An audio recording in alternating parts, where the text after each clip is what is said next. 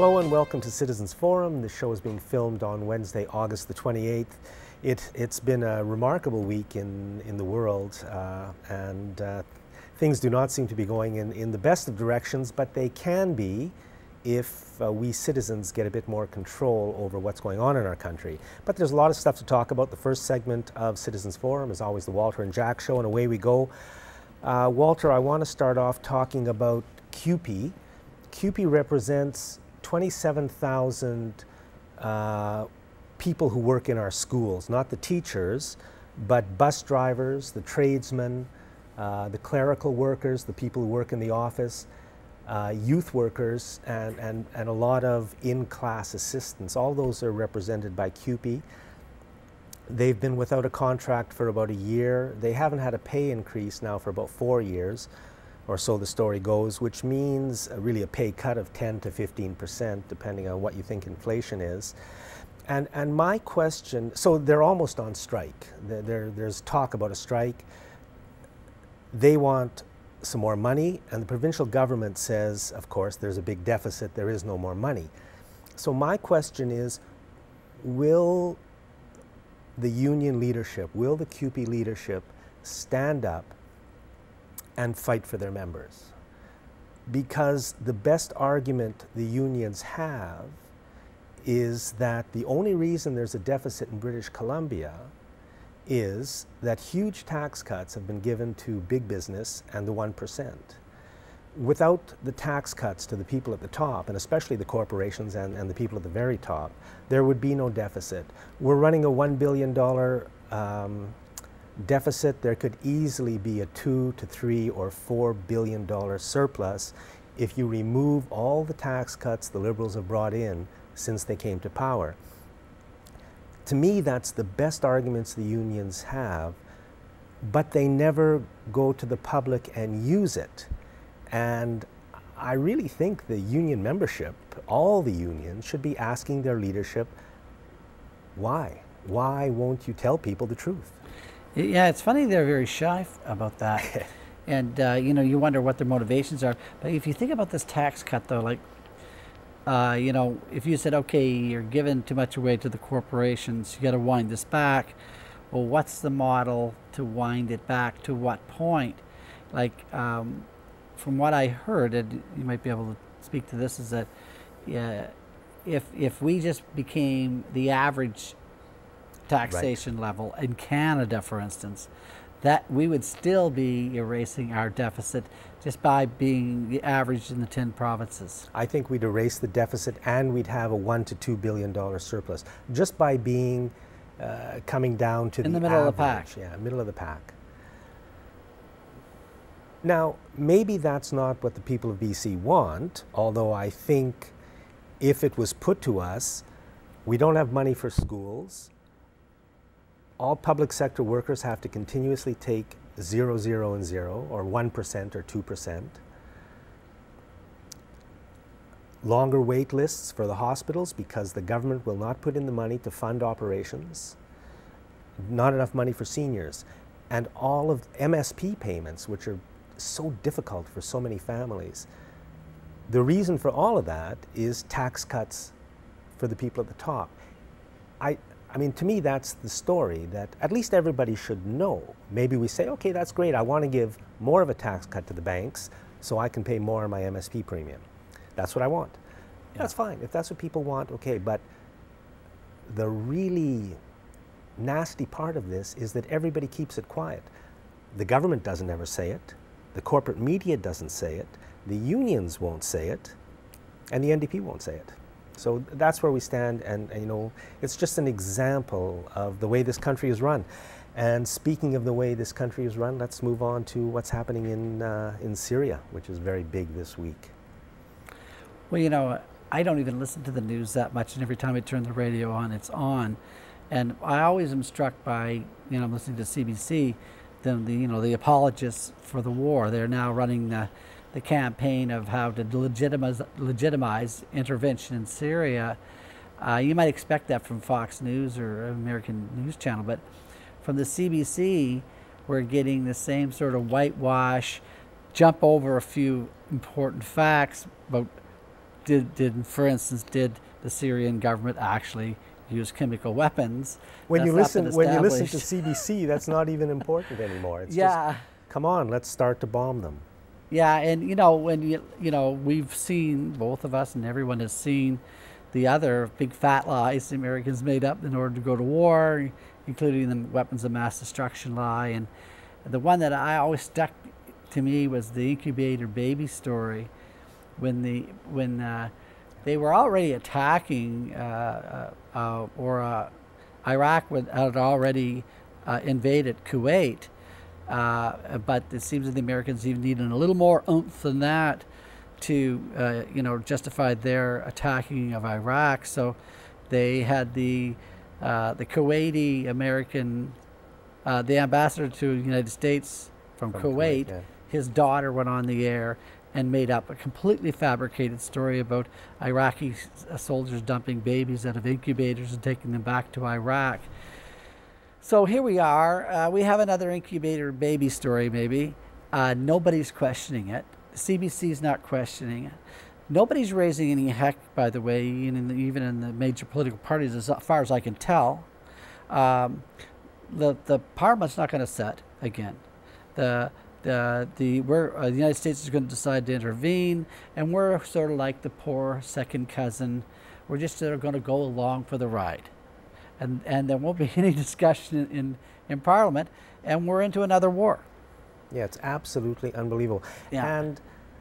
And to listen to the American leadership, like Vice President Biden and Secretary of State Kerry, talking as if they cared about people using poison gas. I mean, the Americans for the last 50 years have been spreading terror around the world. They use depleted uranium in all over the Middle East. In my way of thinking, depleted uranium is so much worse than anything else. It goes beyond the pale in kind of imagining a horrible, horrible weapon. They use that routinely. I think it's very important that we Canadians understand that our media is not out there anymore, if it ever was, to tell us the truth. It's like there is an agenda. The media is told what position to take, not only on Syria, but on many, many issues. And then that's what we are told. I've been lied to by them for so long and on so many important issues that I just don't believe anything they say anymore. I'm sure sometimes they're telling us the truth, but on any important issue, you can't believe it anymore. So. I think there's always some spin. So the idea of trying to find the truth, that's such an archaic notion, but I don't think any were concerned about really getting to the nub of the truth. It's just basically whatever the story suits them the best, I think. I want to move on to the whole sewage treatment issue, a $1 billion issue for the people of this city, very important. We've got to make sure that we do the right thing. I don't think that the current project that CRD is pushing is the right thing. I think most people in the city feel the same way, that we should stop right now, as was suggested by Saanich Councillor Vic Derman, stop right now and have a look at, are there any better alternatives? And I just want to mention the names of the people on the sewage committee, the wastewater committee, that have been pushing this the most for really from the beginning, just so people will know that these are the councillors who may not be voting as you, the citizen, want them to vote. And in Victoria, it's Mayor Dean Fortin, Ben Izzet, Jeff Young, and Pam Madoff. And out of Saanich, it's Frank Leonard, Leif Wergeland, Susan Bryce, and Judy Brownoff. Those 8 from Saanich and Victoria, I mean, they are the controlling vote in making this happen so far. Also Denise Blackwell, who's the chair of this committee, and another woman from Langford whose name I can't remember, but I'll get it next time. So there is time for a change. I think we should be at least looking. What do you think the population is of the region that are going to be serviced by this new sewage treatment facility? Do you know? I don't know, because it's only part of the city that's gonna be getting it. So I don't know. Say it'll be 200,000 people. 200 to 230,000 maybe.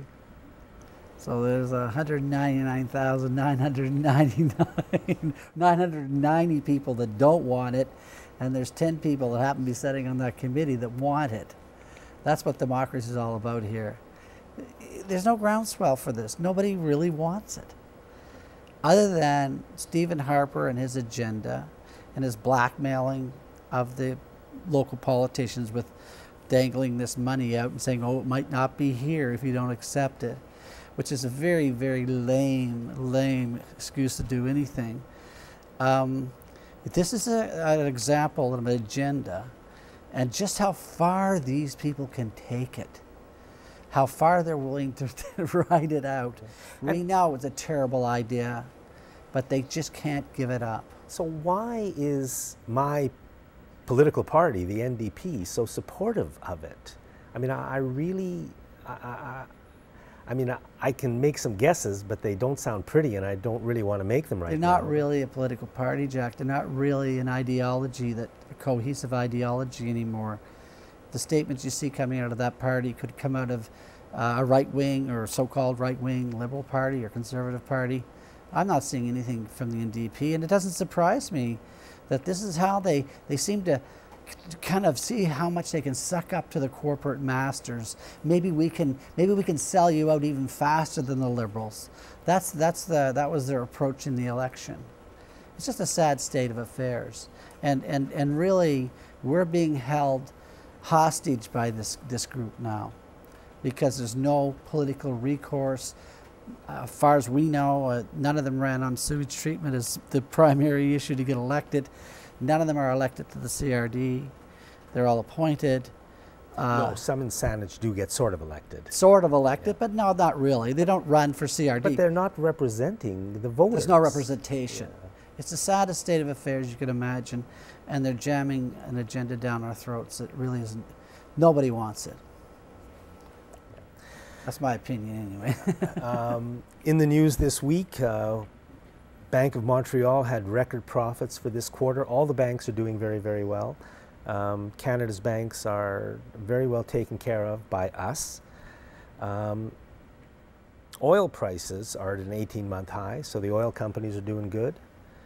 And house prices seem to be at just about record highs. And you know, you got to keep asking, how can Canada, which is the second biggest country in the world and with a population of only 35 million people, why are house prices so high that young families, especially who want to get started, you have to kind of mortgage your future in order to do it? And somebody told me just this morning that Brian Mulroney, when he was the Prime Minister, made a very important change to Canadian law. Prior to Mulroney, I was told, in order to own residential real estate in Canada, you had to be a citizen or a landed immigrant, or maybe a refugee, at least living here. Mulroney opened it up to the whole world. And of course, no party since then, the Liberals were in power for years, has ever changed that law back.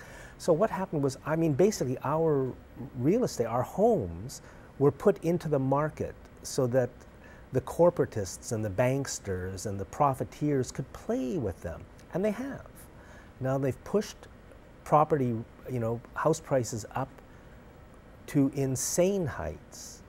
And now they're talking about raising interest rates, and what is the result going to be? It's all crazy. None of this had to happen.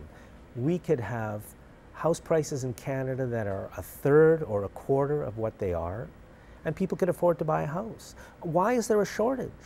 Why is there a shortage? What's wrong with the private sector? Can't the private sector provide housing for the people of Canada enough so that the prices aren't forced upwards? Or is it all deliberate?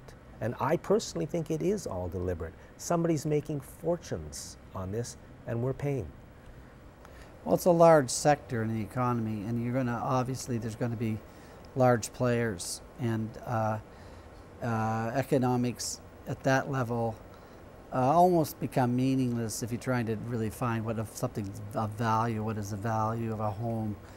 I come from New Brunswick, where you could buy a home for easily a third of what you'd pay in Victoria, the very same structure sitting on the very same size lot in a town or a city. So there's something going on that really drives those prices up. Of course, the desirability living out here is worth a lot. Yeah, but if you go back 10 years, house prices were, what, a third, a half? Yeah. If you go back 20 years, I mean, it's something, if you look at the prices of many other things, they haven't changed the way house prices have. But we live in the second biggest country in the world with a very small population. Is the housing industry deliberately not building the units that people want? Why haven't they built more? And why don't they build better stuff? I mean, I think our neighborhoods could be better, our communities could be better, but it's not based on neighborhood and community, it's based on how much money can the developers make.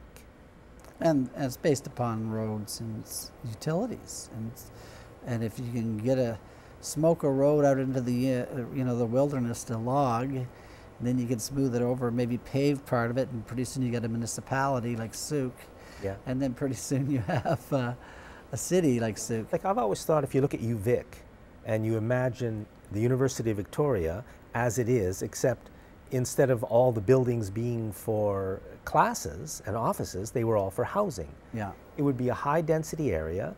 There's lots of room for, light retail so people could shop where they live. And it's like living in a park. What's wrong with that? But we don't do that. We do, we do what we do. You wanted to talk a little bit about driving and cell phones and texting. Well, I mean, it's always been something that I've been doing over the last 20 years or so, doing research on it, so-called research, but reading and studying. And recently, I had a niece who was killed by another young driver, a head-on collision, in which the driver that hit her just drove into her lane and hit her dead on without any attempt to swerve or to avoid the accident. That's a classic sign that the person's either sound asleep or they've got their eyes completely off the road, like you do have when you're texting. It's incredibly sad to see a young girl being killed senselessly, and it just heightens the awareness of just how big a problem this is.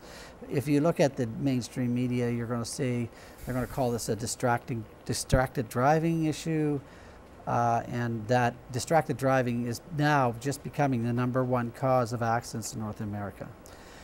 Most of that is attributed to cell phone use and texting. The problem with the reporting is that they haven't really gotten to the nub of the issue of why they're having accidents. I mean, there's always the issue of dexterity and attention while using a handheld device or even talking on a speakerphone. But the thing is that nobody talks about the fact that the phone itself, the radiation itself, impairs brain function.